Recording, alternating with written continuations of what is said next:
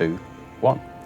Avnish Goyal, you are the CEO of Savista Developments, you are the chair of Hallmark Care Homes, and you are the chair of Care England. Welcome to the Care Home Show. Thank you, Simon. It's an absolute pleasure to have you here. So I always start with this question. So tell me, where did your journey in the care and kind of care home sector, where did it all begin? Let me start right from the beginning. I think I always like to kind of share how I got here, and it all started when I was born in India. And I came here to the UK at the age of 4, a family of 10. And those early years, we came with nothing, and those early years were tough. My mum had always had a plan for me to be a doctor. She wanted a doctor in the family. We'd had one of my eldest brother passed away in India just before we came to the UK. Oh, wow, okay. And she was quite helpless in being able to help him. So one of the things that she wanted for me was that if I could be a doctor, this would never happen again, because she felt that she was kind of helpless in being able to support him. And so that was her vision for me. Unfortunately, I didn't get into medicine. Decided to do accountancy. In the end, I got recommended to do accountancy. So I went off to Newcastle University, got my degree, best years of your life, as they say. And then I joined one of the big 5 accountancy firms, spent 4 years there. I knew that accounting wouldn't be for me, but it was a great qualification. It really set me up in business. Our family background was business. We started in the retail business when I was about 11 years old. The whole family. So started by my brother and my dad, and then I sort of left my accountancy, much to the dismay of my family and the people around me, because I had this amazing career. And I was like, I don't like it, I don't enjoy it, I want to do something different, something I enjoy. And I had this amazing brainwave, which I talk about when I'm talking about entrepreneurship, and that choice of, I found an alternative, and I was then confronted with, will it work, and all that. And luckily, the voice inside me that said, do it, was very strong, and I decided that I'd leave my accounting practice, join the family business, but not in retail, but actually drive the property portfolio. We had a very small property portfolio, and I saw a big opportunity there. This was in 1991. We were in a kind of recession, prices were very low, and there was a huge opportunity to buy repossessions and so on. And that's what I did. I left my accounting practice and never looked back, really got stuck into it. And I did that for about 5 or 6 years, and really enjoyed it, applied all the principles of what I'd learned over my lifetime into that business, created an amazing reputation within the rental sector, within the auction houses and so on. And then I got itchy. I wasn't really growing as a person. We were doing very well financially. We had about 100 properties, and we had one team staff, as we called it then. We call it team now. One person in the office, and me, and my brothers were kind of supporting me, but I was kind of generally the main driver in driving the business forward. And I thought, this is great, but I'm not growing as a person. So there's something yearning inside of me to do more. Sure. And some relatives of mine had built a care home in South Wales, in the Rhondda Valley. They built it from scratch. When I used to go and see that, as I used to drive past it in the valley, I used to be kind of mesmerised by the building, and obviously I was in property. But when I used to walk inside that building and seeing the team, the residents, the whole interactions, it was like, oh my God, this would be an incredible opportunity if I was able to get into that sector. And what would it do for me personally, the growth that I'd have to have in order to run and manage a business like that. And then in 1997, I had an opportunity to buy our first care home in Pontypridd, and I took it with open arms, and it was touch and go whether we'd acquire it. We were in a kind of contract race, etc. But the rest is history. I ended up buying that first care home. Sure. 23 years ago. So yeah, and it's been an incredible journey ever since then as well. That's really interesting. I didn't know that the first home was down in Wales. Obviously, there's some of the portfolio is obviously in Wales, but most of the rest of the portfolio is in and around the southeast area, isn't it? Yeah, so it is. Yeah. I know, fascinating, and it's that from humble beginnings has ultimately created Hallmark and Savista and all the other. Well, I mean, obviously I introduced a couple of things that you're up to, but that's probably just a small proportion of what a day in the life of Avnish Goyal looks like. So, yeah, there's a few things going on. Yeah, sure. A few things going on. So it's obviously that what you do is is of immense importance to you. Obviously, you described the feeling that you had when you first walked into that care home in Wales. But why is what you do so important to you personally? I think everything I do, I take very seriously. I throw myself into it, and it becomes, a reflection of my values and my personality. So, and I can't help that. And I've always fought with people who've told me that you shouldn't bring your personality into your business. I think you should personally. You spend 40, 50 hours a week or longer often, and often you can bring that home with you as well. And I think you've got to bring who you are into play in your business. And Hallmark, I think, is it's a reflection of a lot of things, but including my personality and what I stand for. And I think that's really important, because what that allows me to do is be the same person at work, but the same person at home, with my friends and so on. But I do know people who treat their business very differently.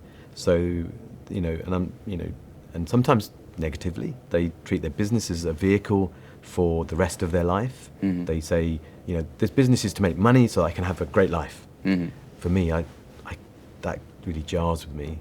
Business has to be something that really inspires you and lights you up. I guess it's, as you say, different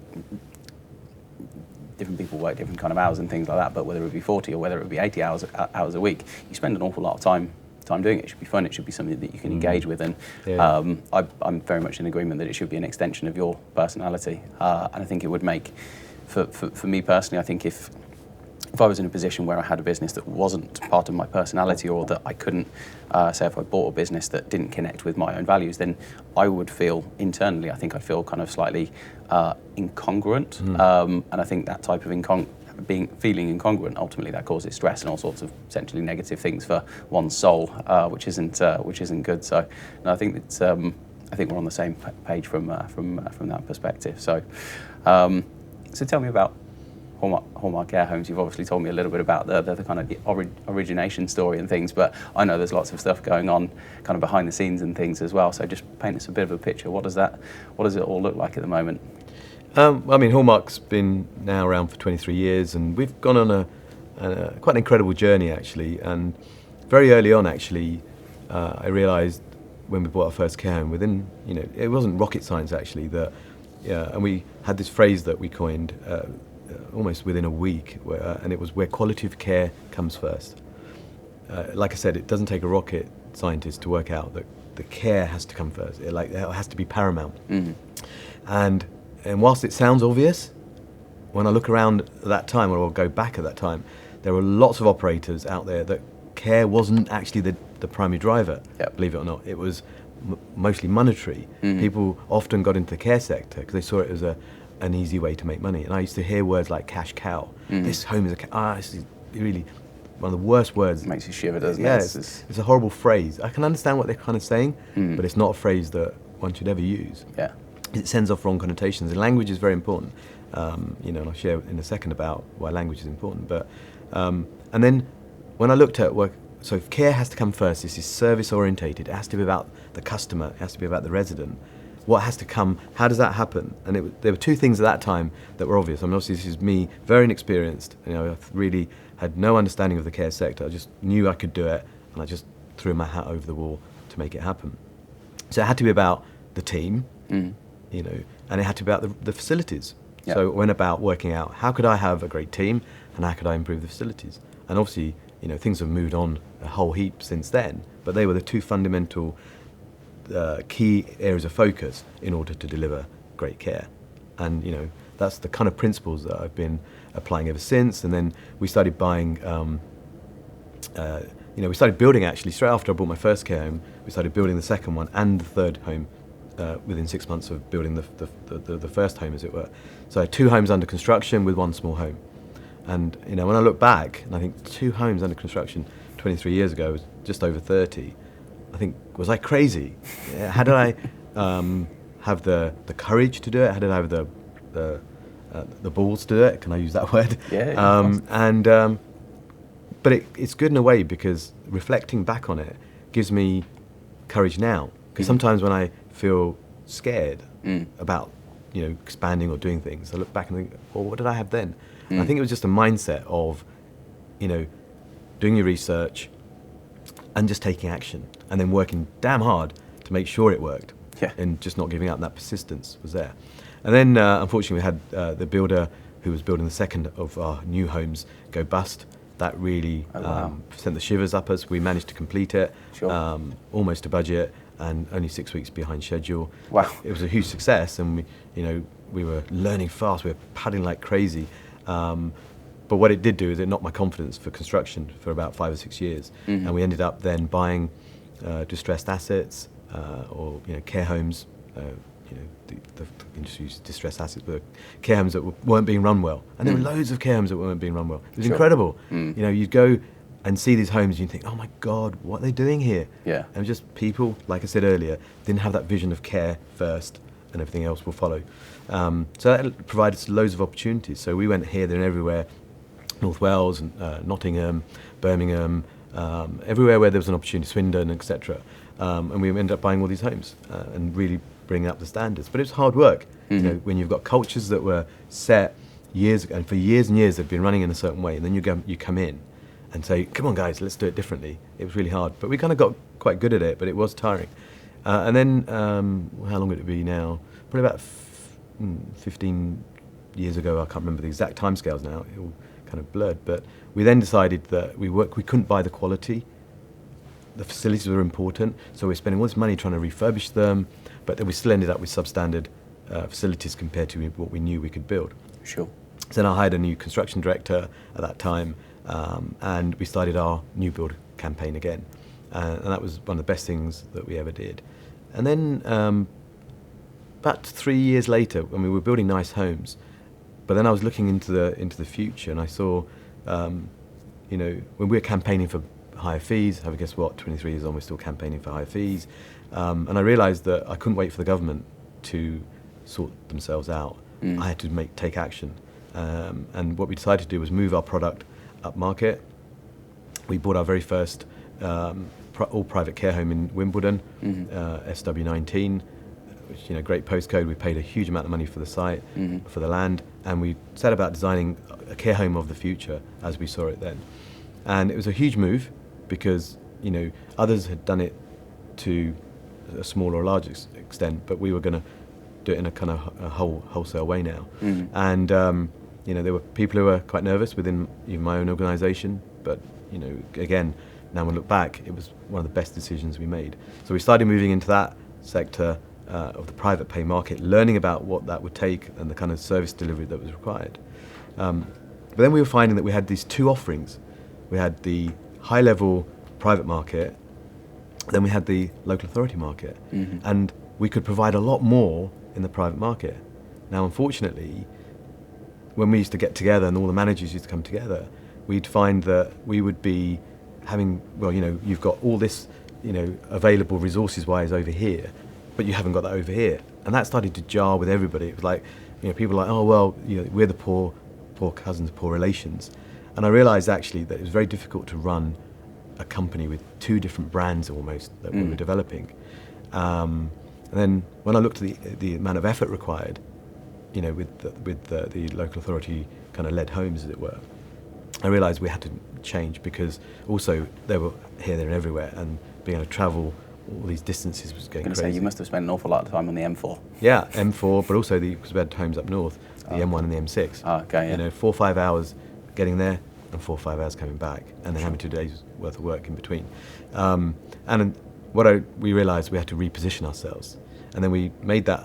It's quite a hard move because you've got buy-in from your teams and so on, but we had to make that move. We realised to sell off those assets that were local authority funded, and that was absolutely the right decision. And a lot of people said, God, that was one of the best moves you made. And then we very much moved into that private pay market in England, buying sites in good areas and going for that market. And that's what we've been doing ever since, and developing that product, developing the homes, developing the offering, developing our hospitality standards, etc., etc. And it's been a really exciting journey, So yeah. Having been to that particular home. Remind me the name of the home in Wimbledon. Q House. Q House. It is Q House. Yeah. Having been to that home, there's something that can be said for the palpable energy that you feel when you walk into a great care home, and that's one of those homes that you go in and you can feel the energy from the people. You can see the interactions between the team and the residents and the people that are in the building, and it's wonderful to see. So, but that comes from that philosophy around making sure that the team's right and making sure that the residents are being properly looked after. You know, and endorsed by CQC recently, we've had an outstanding rating with 4 stars, which is one hell of an achievement. Should have been 5, and almost end up being none, which is a whole conversation for another day. But we managed to ensure that what was rightfully ours and the team's effort was rewarded. Suitably recognised. Yeah, absolutely. So, so tell me. Obviously, you've got let's call it a little bit of special sauce for the group. How do you do what you do kind of differently, let's say, to the rest of the sector? I can just tell you what we do, and you know, people can judge whether that's different or not, because you know the whole sector's moving and everyone's doing different things. So I don't want to be so pompous say we do it differently to everybody else. What I've tried to do is learn from people, learn from the best, learn from other sectors. You know, you're learning all the time, you know, we, as I said to you earlier, you know, the team is kind of fundamental to everything that you do. And I used to kind of marvel at people who used to sort of talk about great care, and even, you know, very well recognised people, but they didn't think about, you know, the organisation. The care comes from the organisation, right the way from the top, from the ownership through to your directors, your senior managers, your managers at the ground level in the homes, all the way down to the teams who are delivering the care.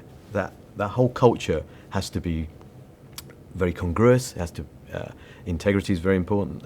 You know, we talk about values, and if you want to talk about values later on, very, very important. And you know, one of the things that we saw was that the team have to feel valued. They have to do things with the team. So we've been doing lots of things over the years, you know, in terms of making sure that the expectation is set from the start. What do we expect from you? Recruit right first time. Make sure we recruit for values as much as you possibly can.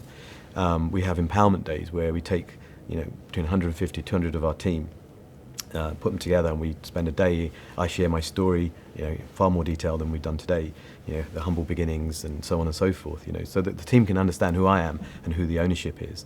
And we empower them in their lives and give them confidence to go forth and do what they're best at.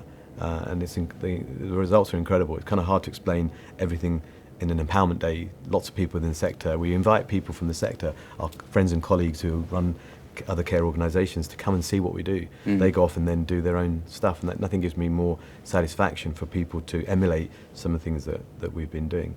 So we do those kind of things, you know, in terms of our team levels, in terms of resources that we put into our homes. I think they're second to none. If we're going to deliver great care, you have to have the right resources to do that, whether that's your kind of meal offering, your the whole hospitality standards. We have a dementia strategy, we have a lifestyle strategy, and then obviously our buildings. You know, we spend a huge amount of time innovating, really trying to build the best environments that we possibly can for our residents. And sometimes people say to me, yeah, but it's about the care. Of course it's about the care, but if you can live in a great building that's conducive to great care, then blimey, you know, would I like to have a great time in a Travel Inn, for example, or let's say the Ritz, which is just down the road from here? You know, of course it'd be the Ritz, right? If I had a choice between the two, it'd be the Ritz. So, you know, imagine if we could provide that kind of great care in a hugely incredible environment, then I'd pick that one every day of the week. So they're the kind of things that we do differently. And one of the things I used to say to my team, don't say it so much now, was, you know, dare to be different, you know, because it makes a difference. So only be different if it makes a difference. Don't be different just to kind of stand out for the hell of it. Like, you know, don't get a Mohican just because you want to stand out for the hell of it.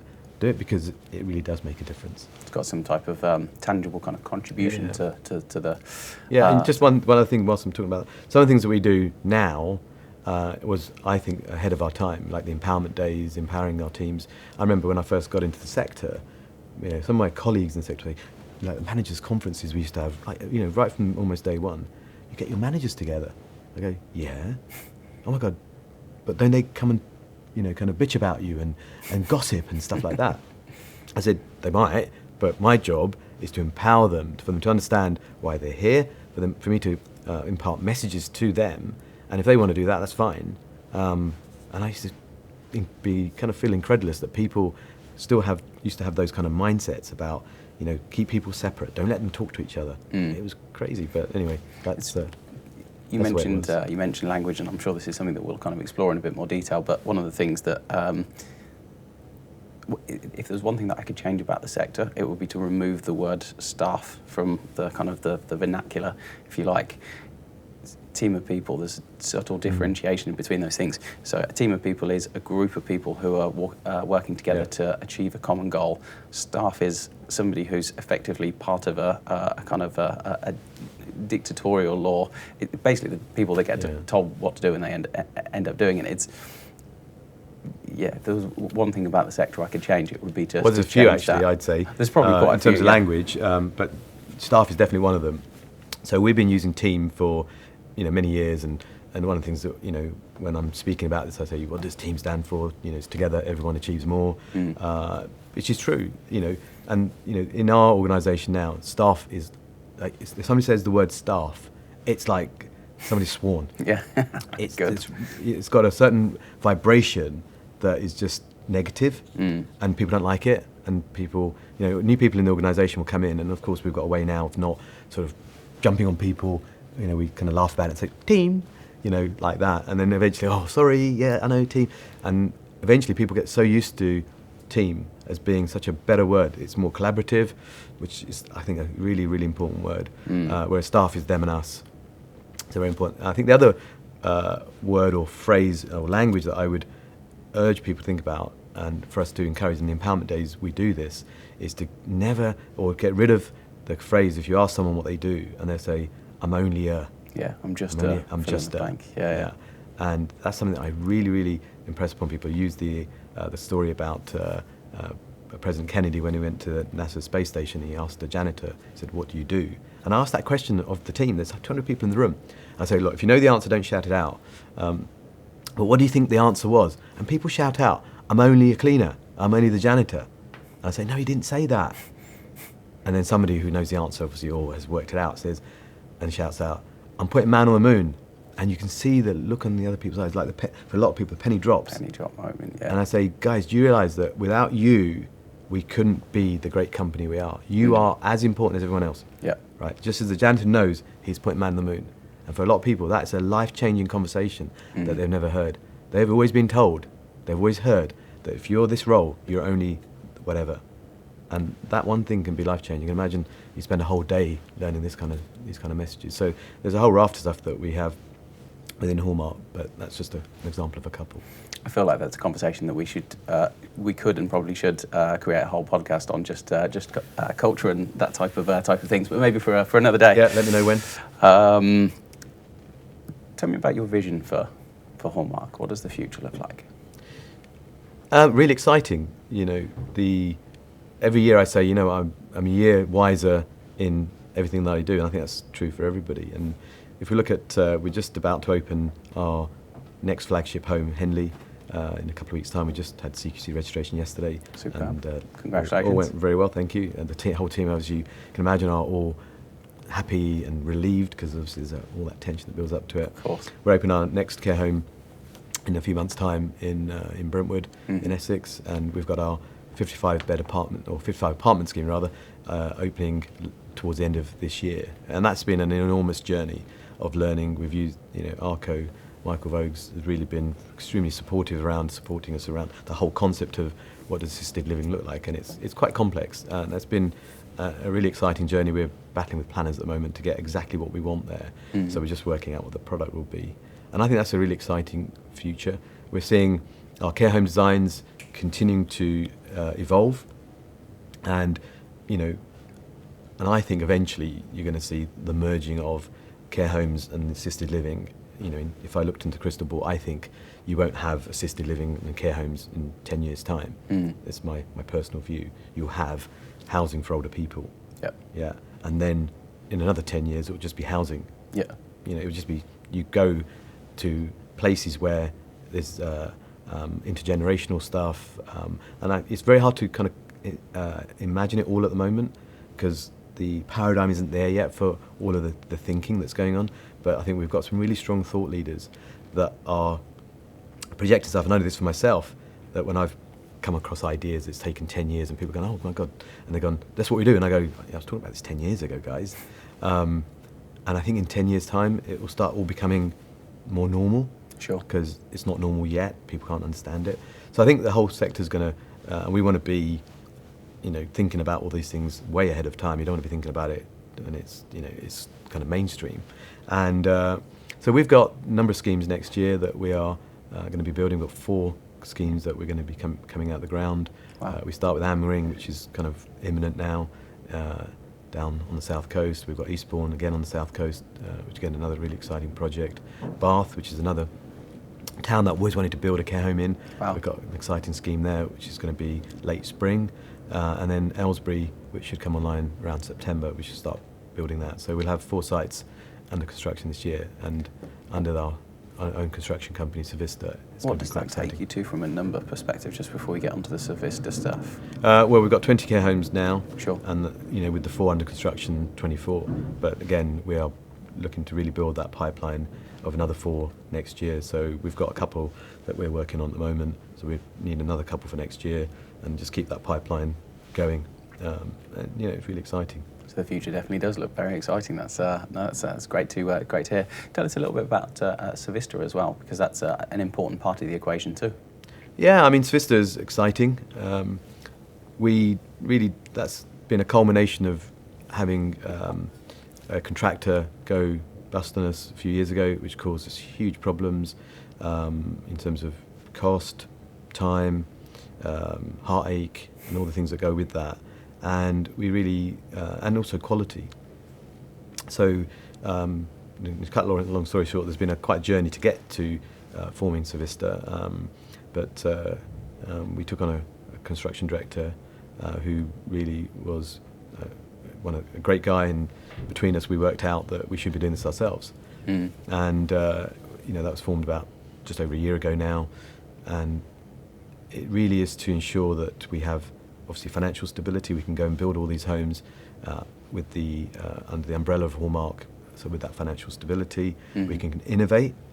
So innovation is important, and when you've got your own construction company, that allows that. And James is fantastic at also being part of that whole innovation kind of mindset, or innovative mindset, and quality. The whole purpose of doing it ourselves is to ensure when the product is delivered to operations, it is of the highest standard and the highest quality. That's Sure. very important, because this is going to be a home for lots of residents in the future, and you want it to be the best it can be. Got to be just right. Must Absolutely. be nice to be able to have that quality control from all the way through, from the beginnings of the development phase all the way through to the delivery of the product, and then ultimately the residents enjoying a great life experience from and, end to end. I'm not going to say I'm not going to lie to you. Weird phrase that, but like any new business, it starts with lots of bumps along the way, and Of course. we've started Savista with 3 people. Now grown that to 28, 29 people now, and the first home, we've learned quite a few lessons there, in terms of between the interaction between Hallmark and Savista and how that all integrates and so on. And the next one will go far more smoothly. There's lots of lessons there, but yeah, we got there in the end, and it's a phenomenal product. Fantastic. One of the things I wanted to talk to you about was, obviously you and your wife Anita, you're very much involved in philanthropy. Tell me a little bit about what does that mean for you personally, and for Anita, and tell us a little bit about the things that you're involved in. Yeah, I mean, as I said to you right at the beginning of this session, is that we came here to the UK with nothing. And one of the things that I've learned over the years is, gratitude for everything that you have is quite important. Otherwise, you'll never have a sense of fulfillment. There's always more. There's always more homes to buy. Someone else has got more. Someone's got a better car, house, whatever, blah, blah, blah. And gratitude is quite important. But how do you get gratitude? That's not easy. It's easy to say, but it's not easy to have a kind of a mindset or that feeling all the time, because everything's coming at you, all these people that are doing this, that, and the other. You pick up the paper and the rich list and this and that and so on.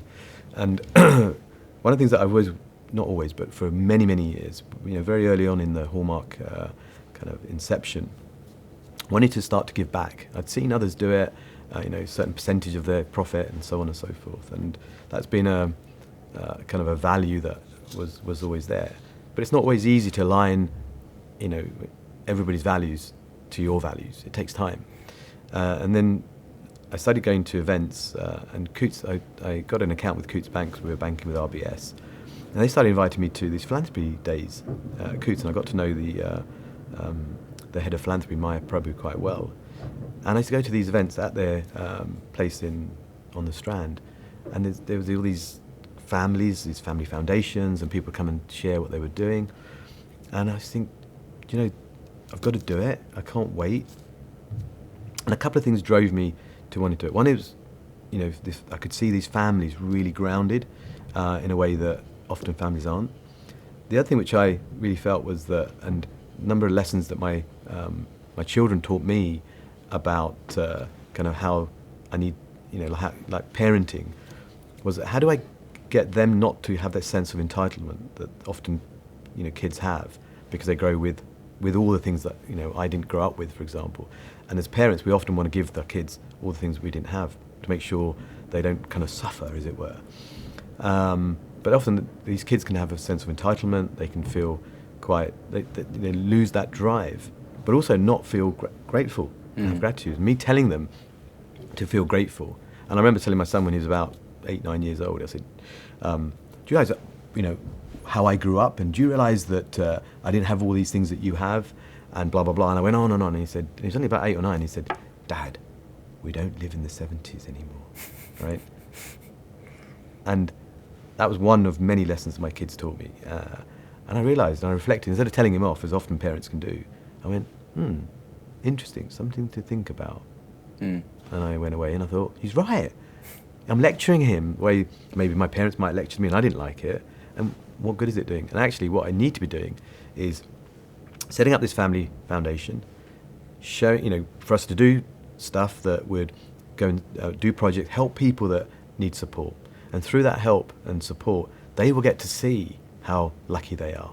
And also they get to contribute, which is very fulfilling. And the other part of setting up the family foundation, there was two. One was I wanted to honour my dad, who'd passed away 25 years ago now, Avnish Goyal, and I wanted his name to live on because I really, I was always much closer to my mum, not so much my dad. My dad was kind of laid back, let my mum kind of be the boss of the house, and so therefore, and I had a good relationship with him, but it wasn't a close relationship. And in that generation, fathers weren't that close often to their children anyway. They kind of kept a kind of a rear or back, they kind of rear seat profile, I think the right words here.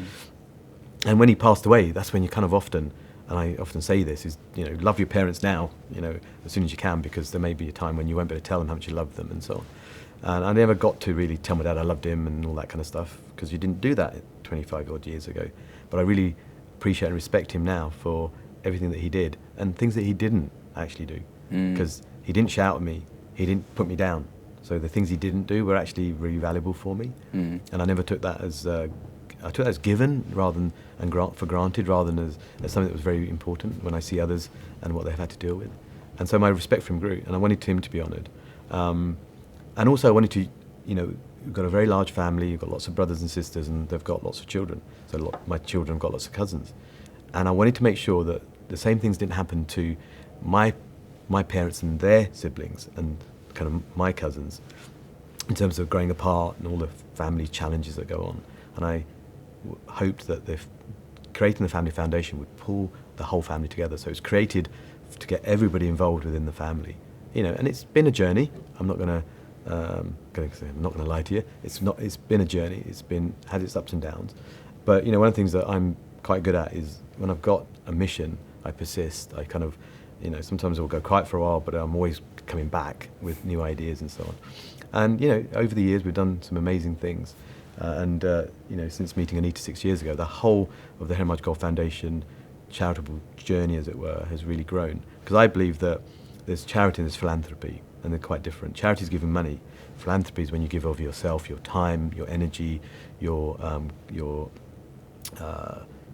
gifts in terms of your skills and everything else. And we've been trying to quite a bit of that. Most of the charities that we get involved in, we are in partnerships with. We go and see projects, we impart knowledge, ideas, thoughts, and so on. And that's makes it far more exciting than just writing checks out. Whilst charities do need checks, and don't want to discourage people from giving, there's another level of satisfaction you get from that, and that's led into all sorts of other things. We've been abroad, seen projects there. Since then, the Care Workers charity came out of that kind of mindset with myself and a chap called Guy Bizanco, and then we've got others within the sector involved, and that's been going great guns ever since. We've just recently set up the Hallmark Care Homes Foundation, which I've got all sorts of ideas for that, and I'm looking for some great trustees that can come on board, independent trustees, to really support the foundation so that we can really move the whole of the care sector forward around research, supporting people in need, and all the other areas that this foundation will get involved in. So if you're listening to this and you think you'd make a great trustee, then contact me and let's have a conversation.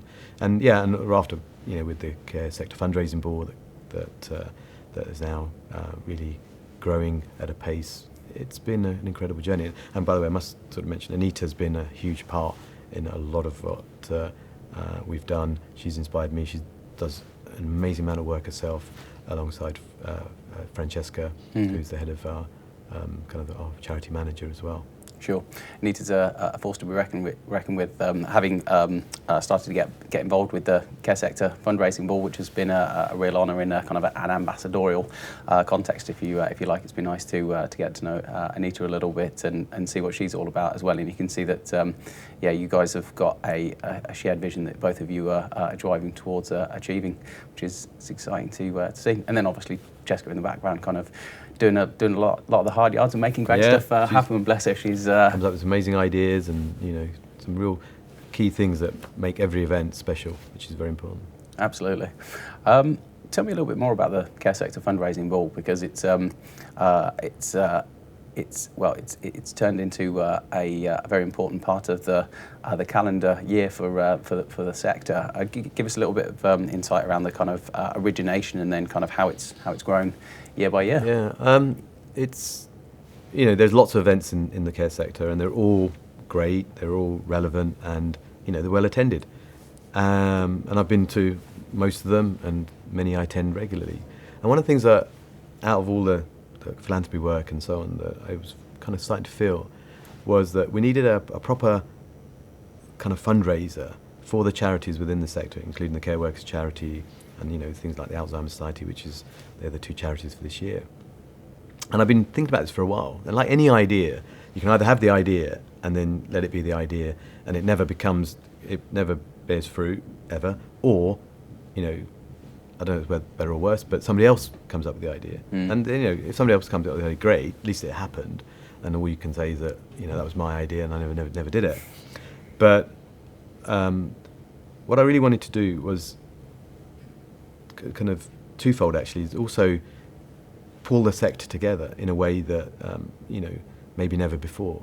It sounds like a bit of a boast, but, and so let's create the Care Sector Fundraising Ball. And it came up with the idea. I spoke to Ben Allen, who many will know from you always need to share your idea with someone, and they'll either tell you you're crazy, and then you can still do it, which I've done many times, or they'll say, blooming great idea, yeah, let's do it. And obviously, I always pick very wisely the people I speak to make sure that they're not the naysayers. It's so easy to go to a naysayer and they say, oh, it's rubbish. Then you go, yeah, I knew that, and then not do it. Ben's definitely a good guy to run a great idea Totally, past. Yeah, absolutely. And, but the early days, when you start anything, oh my God, after I came up with the idea, enrolled a few people into it, I think Ben and Alex Ramamurthy, who many of you will know, and I can't remember who else was there, but Anita, obviously, my wife. And, it was tough. That first year, like anything that you do, it was crazy. We came up with this idea. We were going to fill the room at Grosvenor House on Park Lane, 20 odd tables we had to sell. And it was late. We started the idea in about January. By the time, like all these things, you put it in the back burner, you're going to need to do it, and you don't want to actually face up to it. So July, August, we are now trying to sell tables for a September event, which is all booked. Entertainment's all booked, everything, the whole lot, the whole 9 yards. And it's August, everyone's on holiday, and we are trying to sell tables, and the burden's largely on me and Ben and Alex as well.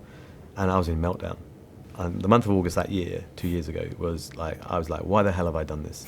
This is crazy. I've got enough on my plate, and now I'm going to look like a fool in front of everybody. You know, that whole thing that I was sharing with you earlier. And I wish I'd never done it. I wish I'd never started it. What the hell was I thinking about? And I wanted to just crawl under a stone and like just not die, but you know what, disappear. Because the thought of cancelling it really irked me, but the thought of it not working either. Sure. And literally I was ringing people, and people watching this, some of you, it might be you, saying, you've got to take a table, please, you've got to. And I very rarely pull in favours from anyone. And you know, on a few occasions here I was saying, you've got to. And people saying, no, I can't, I haven't got the budget, my boss won't sign it off, whatever. But anyway, cut long story short, and you know, one thing my brother did, we had a meeting and I can still picture it, and I just needed that one comfort, that one support. I could have done it on my own.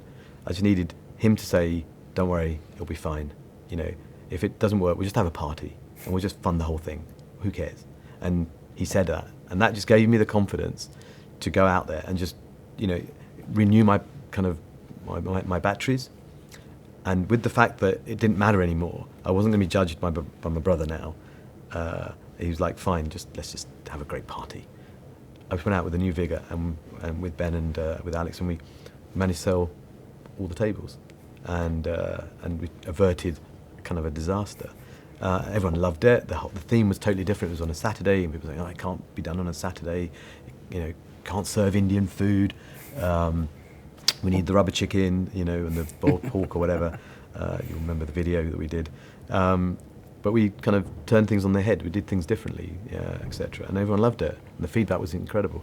That spurred us on to year 2, and we created a small committee. Now, year 3, the event's on 26th of September 2020, Grosvenor House. There's a Saturday, always the last Saturday in September. But we've got a huge ambassador group and an organising committee. You're on it as well. Great names within the sector all coming together, and some amazing sessions, really galvanising the thinking and what we should be doing, and the charitable work. People are fundraising, all sorts of things. It's incredible, and kind of that vision. You have that thinking, and it's quite crazy. It's quite scary that it's being realised, and probably beyond even what I thought was possible. So very proud of everybody that's got involved. You know, it's already 75% sold out, and we're only into January. Yep. We were just having the idea 2 years ago in January. At that time, it's already almost sold out. And people are just coming on board. They're getting the value of it.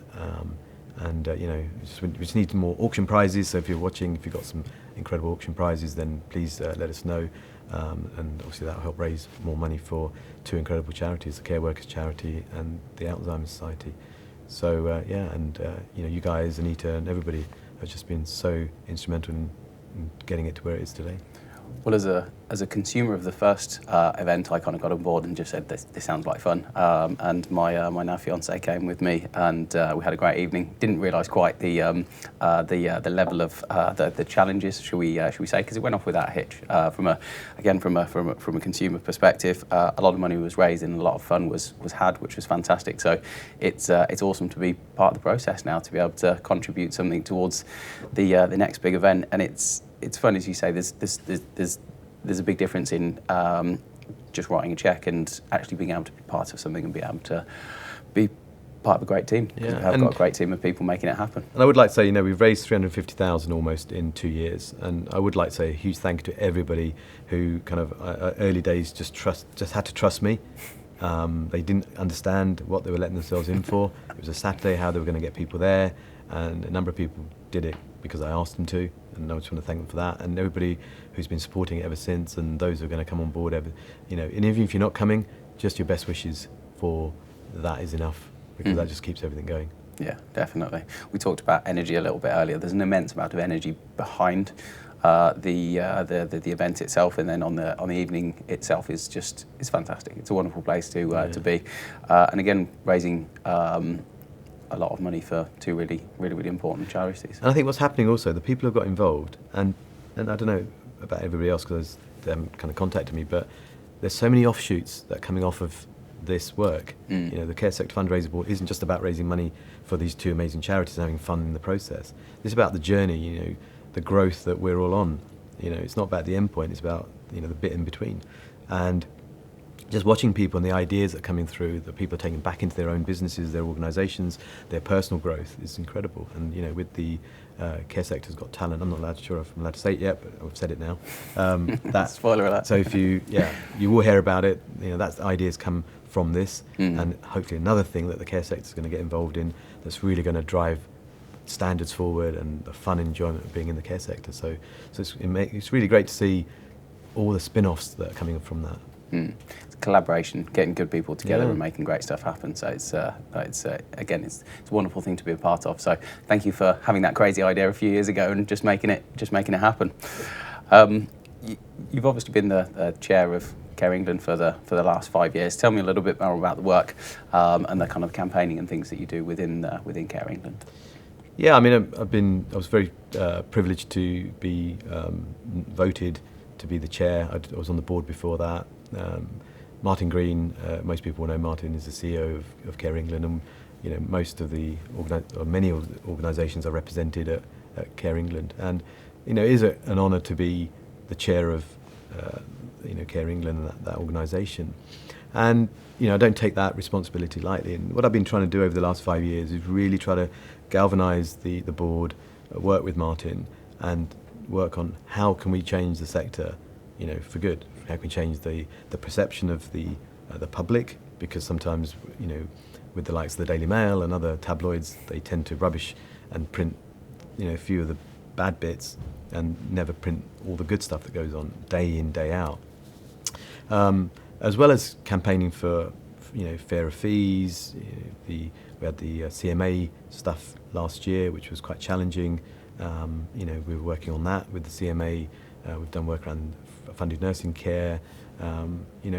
All sorts of stuff around workforce issues, immigration, and so on and so forth. So there's a plethora of things that our team at Care England get involved in, really lobbying for change, working with politicians, working with the regulator, CQC and others, in order to ensure we've got better standards of regulation, but also we're driving standards, making our the members collaboration in terms of like things like the conference that we have, but helping raise standards, making people think differently.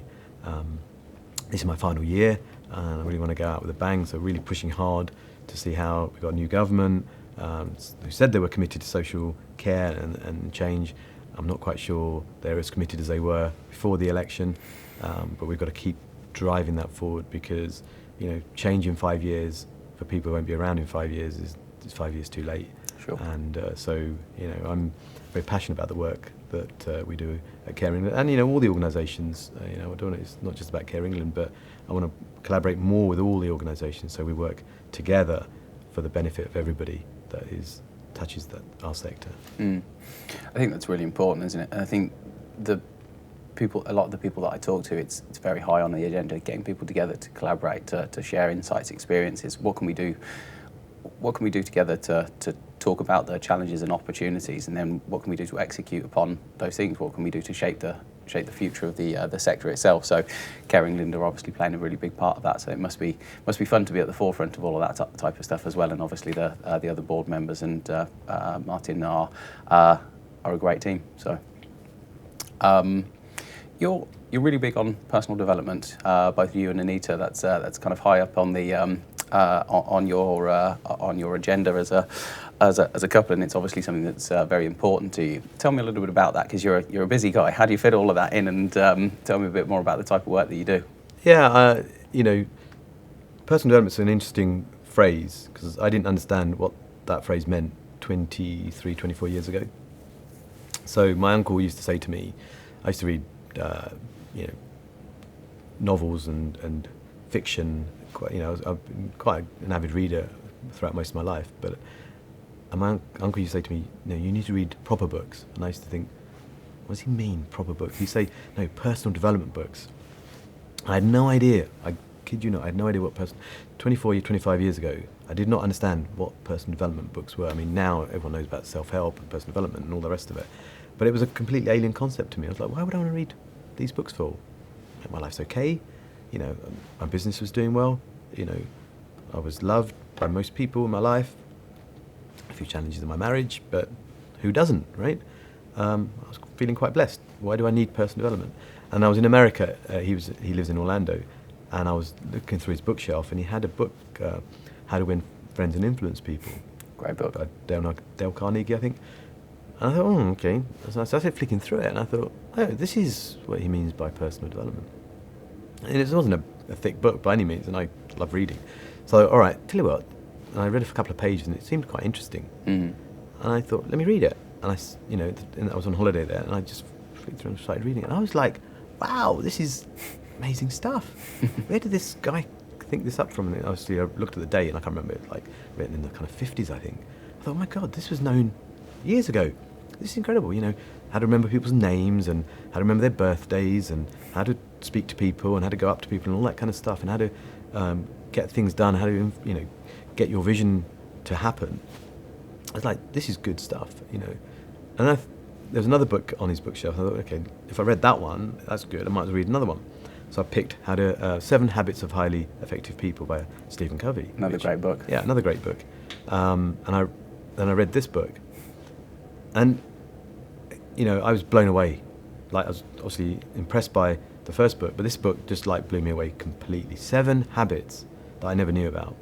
And I remember reading it and thinking, that's it. I know everything there is. This guy, Stephen Covey, he's obviously knows everything, and he's written everything in this book. And I kind of started to try to apply those habits, and I saw my life start to shift. And I really did believe that that was all the knowledge that was captured in the book. I did not need to read any other personal development book. I did not need to go on any other courses or workshops or anything like that. And a friend of mine, Ravi, he used to talk about this course that he'd done that his sister had recommended called the Landmark Forum. And I'd say to him, and I can still picture myself, and I go, I wasn't really listening. Like, he was talking, but there was nobody in.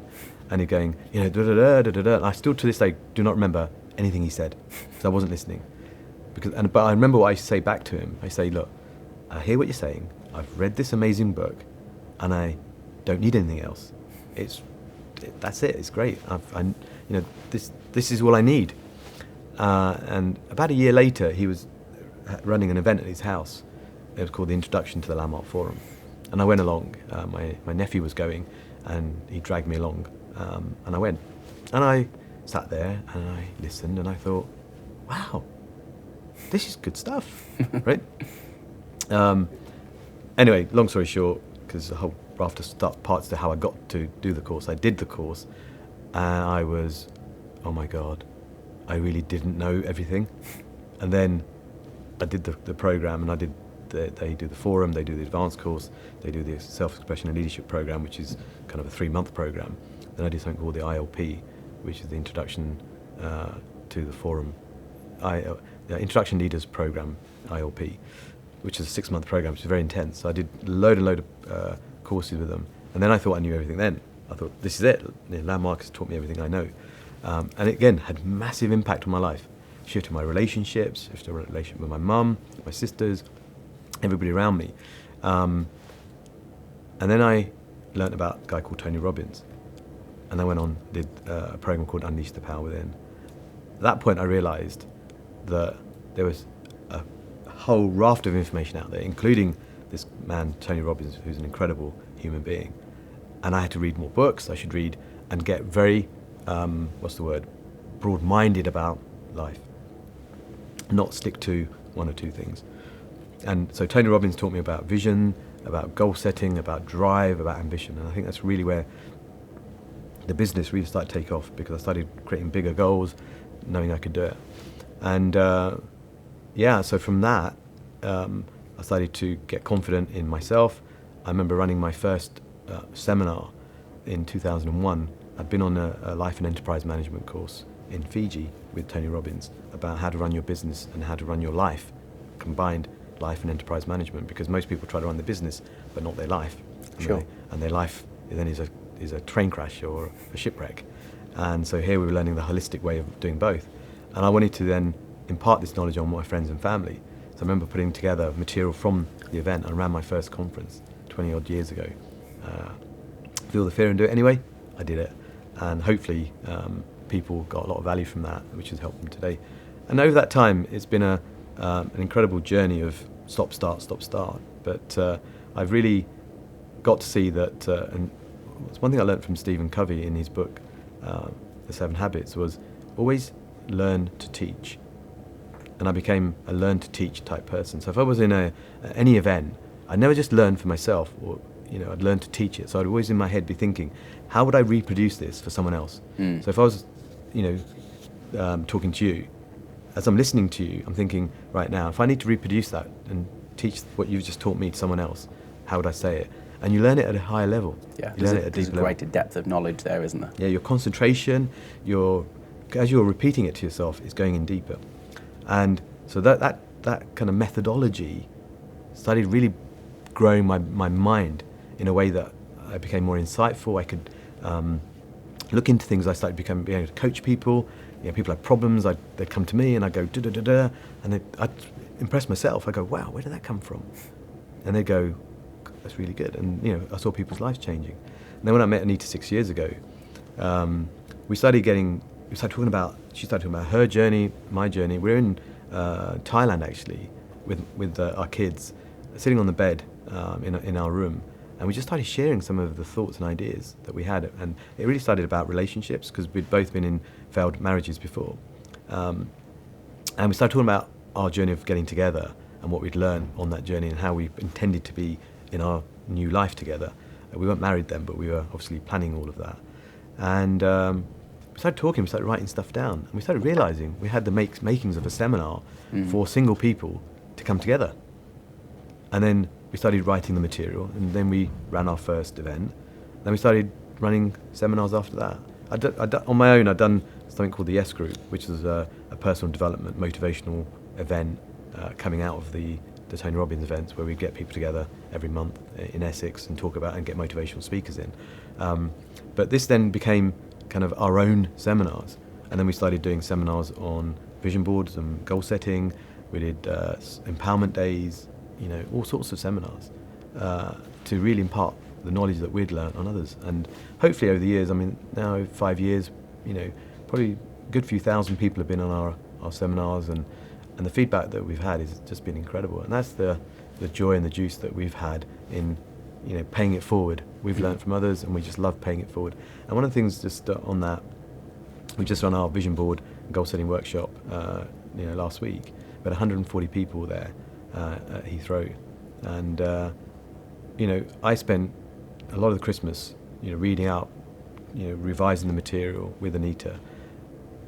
As I'm teaching it to learn. Learning it to teach rather. And so I'm teaching myself all these things. So I'm learning, and so I'm impacting myself.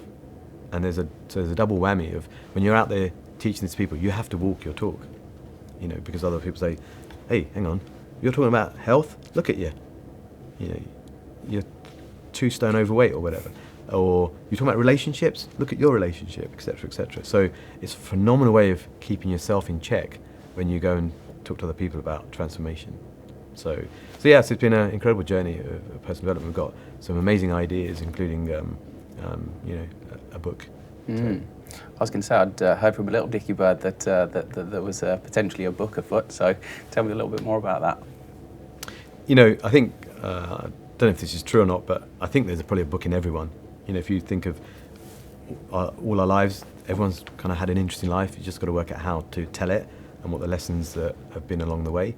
And I've always, for many years, I think when I was 11 or 12 years old, I remember at school, a teacher set an assignment to write an essay, and I ended up writing a book.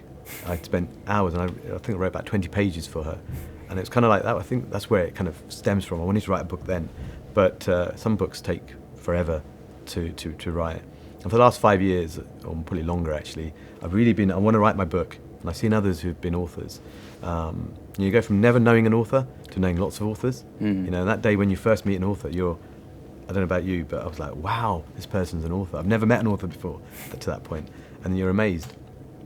And so I've written kind of the essence of my book 4 years ago, and it's been sitting on my computer ever since.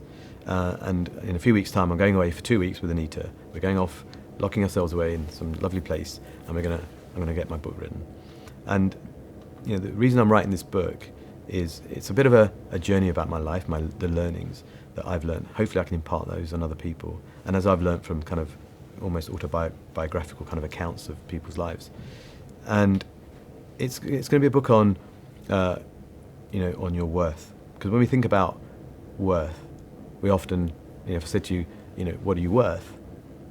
You think about money, right? And, if you're successful, if say, Simon, you're really successful, immediately you go to your profession. And we've linked profession and money into almost our identity. What do you do? Is again, I'm an accountant, lawyer, self-employed, blah, blah, blah. Never about anything else in your life. So the whole focus is there. And I'm kind of asserting that if we just focus on all of that, that joy and fulfillment can be missing because we can focus far too much on one aspect of our lives. And I've met enough people now to know that this stuff is really, really important for us to get. And I've had the privilege of knowing this stuff for at least 20 years. And I've been able to incorporate a lot of things I'll be putting into the book around fulfillment. Because ultimately, what do we want for our children? Those of us who've got children. If you ask parents, they go, "Oh, well, I want them to be blah, blah, blah." And I say, "But why? But why?" And eventually it's because I want them to be happy. And I say there's another level of happiness, and that's fulfillment. Because happiness is in the moment. So you look to be happy right now. So I'll buy this, I'll buy the next handbag or the next car or suit or whatever, and I'll be happy. But that's for the moment. Fulfillment is far deeper. And that's a kind of a slow burn that you have. Fulfillment isn't in the immediate, it's not instant gratification. You have a feeling of fulfillment that is far beyond your material possessions. It's about who you feel you are. And that comes from that self-awareness and the self-worth. And I think that's the thing that I want to really impress in the book, is that we want to try to have it all. Not just financial success and all the trimmings of material things, but the relationships, the health. So health and wealth. If you've got wealth and no health, what's the point? You spend all your wealth trying to get your health back. And I see many people doing that. They spent all their life building their wealth and not their health, and now they're using all the money to buy their health. And sometimes you can't buy health if you've neglected it. As well as the philanthropy and spiritual growth. All these are important. And often people say, "Now I'll do that when." When I get older, when I'm 60, then I'll start giving and I'll start doing more charity work or being more philanthropic or being a different person. Now I just want to earn lots of money and I'll be ruthless and I'll be this and I'll be that. So for me it's like start as you mean to go on. Because between the year you're born and the year you die, there's that dash. And that's the most important bit. Not the important bit isn't when you were born or when you die. It's the dash. The years in between. Sure. It's the journey. It's not the destination. It's not where you start. It's the journey. And hopefully I'll be able to capture my life lessons, and as I've learned from people who've written books and I've read, enormous amounts. Hopefully I'll be able to contribute that back. Put me on the sign-up list for when it comes out. That'll be a good read. I shall look forward to that one. Yeah. So, tell me about, you touched upon these kind of loosely, but what have been your kind of greatest leadership lessons? I think, first of all, in terms of leadership, integrity has got to be like the number one. If you want to be a leader and cause others to be leaders, integrity has to be it. You have to be honest, trustworthy, and be your word. So integrity is kind of right up there. And I think good leadership is about self-awareness. It's about having a vision. It's about enrolling other people in your vision, that it becomes their vision too. And of course your vision, like my vision, for example, is a culmination of what other people bring into that. So it's enriched, but the leader has to start with the idea. Walt Disney, and I use quote Walt Disney. He had the idea of creating these theme parks, and he rallied people around him. So true leaders have a vision. They enroll other people to also have that vision, and that vision then grows and becomes far bigger than one person can even think about, as I kind of mentioned earlier. So that's great leadership. It's being able to admit when you're wrong. It's being able to take the blame and not blame others. They're the kind of, I suppose, some of the top leadership I suppose, traits that one has to have. And with leadership comes having to go first, working hard, leading the way, and taking the arrows sometimes, and doing things that make you feel uncomfortable. I think it's important for people to do things that make them feel uncomfortable. I think we're designed kind of anthropologically to be able to be able to achieve and to be able to push and to be able to undergo tension, because I think it helps us grow as human beings. So it's really interesting that you that you say that. If you had one piece of advice for somebody looking to make a positive impact on the care sector, what would that one piece of advice be? I think if you want to come into the care sector, come in with the mission to want to make a difference. That should be the motivator, and then the financial success will come alongside that. That kind of is its companion, and that's, I think, has set me in good stead. It's been about the mission, it's been about the vision, it's been about wanting to be the best, wanting to drive standards, and then your business proposition then follows with that. That would be my, if there was one piece of advice, that would be my one, is come in for the right reasons, for sure. Sure, I think that's a great piece of advice. And Avnish, what's the best piece of advice that you've ever received personally? I think I've had lots, and I think if I distill it right back, and I was being asked this question a few times, and obviously when I'm trying to teach this in my entrepreneur sessions, and I kind of take it right back. My mum has been a very big role model for me, and I look at, why do I operate the way I do? Why do I want the highest of standards? Why do I want what I do? And I think it's when I was young, and I recall a situation when I was 11 years old. We bought our first shop, a sweet shop, very stereotypical corner shop. And as a child, you're expected to muck in and help out and do all the things that one should do. And I remember Mum saying, "Can you please fill up the crisp baskets, the racks?" And I remember grabbing the box as 11-year-old and just chucking them in. And I came running over and said, "Stop!" And she said, "If you're going to do it well, or don't do it at all. Right? Don't do a half-baked job. Do it well, don't do it at all." And then she showed me how to do it. And she said, "Don't put the yellow ones, the purple ones next to the red ones, and don't put the blue ones next to the green ones." And I was like, whoa, as a kid, "Mum, what's the problem, And she said, "Look, if you mix the colours up, so you got the blue, the red, the green, the purple, that's your display. And if you Google Walker's Crisps, you'll see that's how they're displayed." Now, my mum's not formally educated. My mum did not go on a sales course, right? These are the values that my mum's had instilled in me, the general knowledge, the kind of emotional intelligence that she had.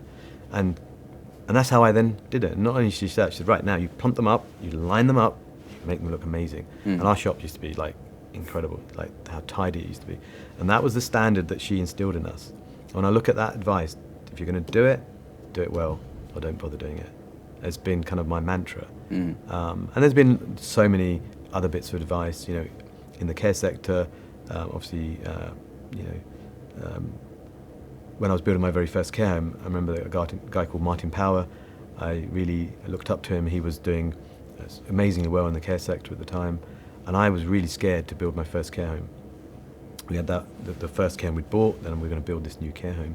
And I was doing so much research, like you have umpteen amounts. I spent months doing research on how to make this home successful. Would it be successful? And I remember he came along to have a look at the site, and I'd done this map of all the care homes in the area. I'd gone to see them all and everything else. And he looked and he went, "Yes, do it." Just that one piece of information. I went, but how can you just say do it? He said, "Look, there's your care home. There's the competition. Look how far away it is. You've got the whole of that area." Yep, go and own that area. He said, "Yeah." He said, "If you don't want the site, I'll have it." You're onto it. Yeah, and I was like, okay. And again, that gave me the confidence I needed to go and do it. So, like I was saying, I think earlier, if you're always, don't be scared to ask advice. People may not give it to you, but you'll never know unless you ask. Generally, people are willing to share information. I've generally been very open with everything we've done over the years. And that was just gave me that confidence to go, let's do it. So that was another incredible bit of advice. But I've so many over the years, and take the advice. One of the things I say to people, which I learned from Tony Robbins actually, was when people ask something, I say, are you just asking or do you really want to know? Are you just asking or do you really want to know? And they go, what? I think because if you're just asking, then there's no point in wasting your time, or both our times. But if you really want to know, which means that you're really going to do something with it. Because the amount of times I spent time giving people advice, and they were just asking, they didn't really want to know, and they'd go, oh yeah, whatever, and then not take action. I'm not saying that what I'm saying is spot on and absolutely correct all the time, though I'm pretty good at giving advice, but they really weren't committed. They just wanted a conversation. Sure. So yeah, I think it's a great phrase. So when you ask someone something, are you just asking, or do you really want to know? As in, when you get that nugget of gold, are you going to take action? Because that's ultimately what it is.